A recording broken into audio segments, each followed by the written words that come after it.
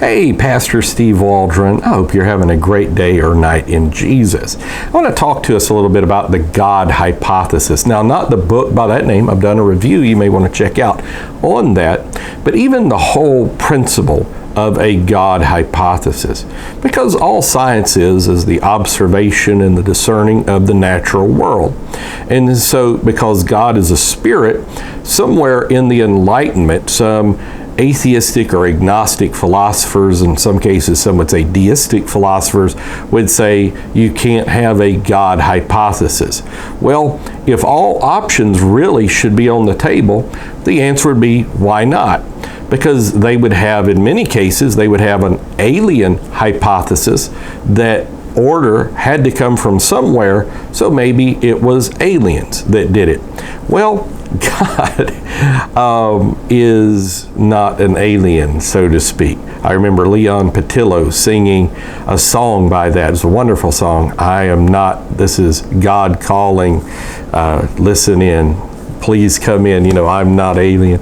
But anyhow, so if we were to consider a God hypothesis, because there's different hypotheses of how everything got here, and once you really begin to dig down deep in all the particulars, they're all found very wanting, except maybe the God hypothesis. You have the steady state theory that matter is eternal, the conservation of matter and energy. Almost nobody believes that now, but Sir Fred Hoyle, who was very big in the scientific community, who later repudiated the steady state, developed the steady state, and Chandra Ramsing as well. And, they kind of said, well, things are as they are. The Big Bang hypothesis that there was a speck, the singularity, or the primeval atom, that nobody knows where it came from. They can hypothesize where it came from. They don't know where it came from. They don't even know really where it was. If space and time is in the speck, then where would the speck be? Where did the speck? There was a mechanism of explosion of this minuscule speck. Well, even Big Bang hypothesizers are beginning to question that there's too much material in the universe to have been contained in the speck. So there must have, maybe that's not the correct hypothesis after all. Besides, order doesn't come out of chaos. Of course, you would have others say, well, maybe there was a temporary suspension, or before the laws of physics and science were developed, that maybe things were different during the course of a Big Bang. But I mean, you have space as a perfect vacuum. Things are not going to come together in a vacuum. Things definitely are not going to stop in a vacuum. They're not going to have spiral armband galaxies in a vacuum. All kinds of different issues with that. Besides all the issues of our solar system, of course, gases never become solids, and so we couldn't have come from our sun's rotation.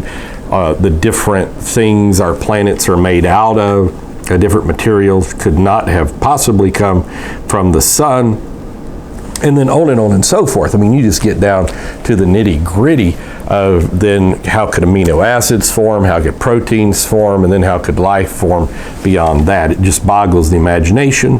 And then after life is formed, how does it continue to replicate in an ancient, inhospitable environment? And that's just the tip, a proverbial small snowflake on the top of a glacier of the various issues with the Big Bang hypothesis. So we enter a God hypothesis, which is very logical.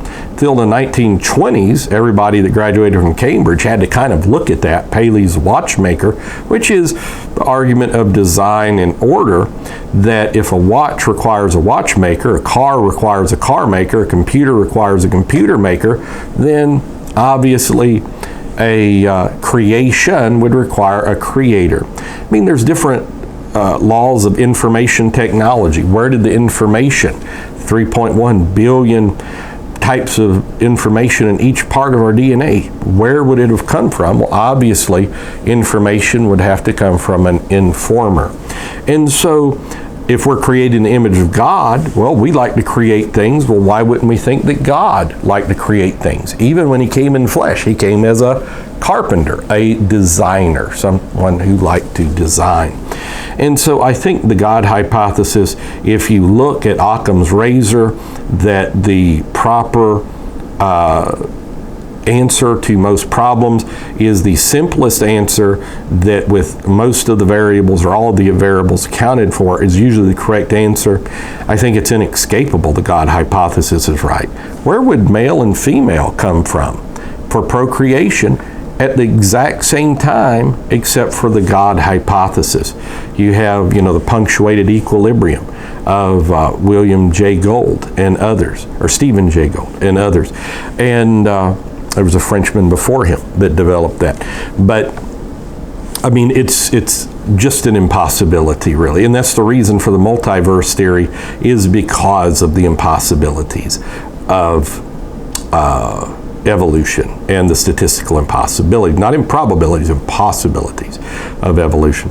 So the God hypothesis, I think, is immensely valid, and I think it's true. And I think it fits, it checks all the boxes, and people just don't want to believe it. Like T.H. Huxley said, that if we do believe in God and not evolution, that it will interrupt our sexual mores. And there is the crux of the matter, that you can't do what you want, that there is a lawgiver outside that not only gave laws of science and physics, but gave moral law as well. So God bless, we love you, thanks for being with us. We'll talk with you later, share with your friends and family. God bless you. Bye-bye.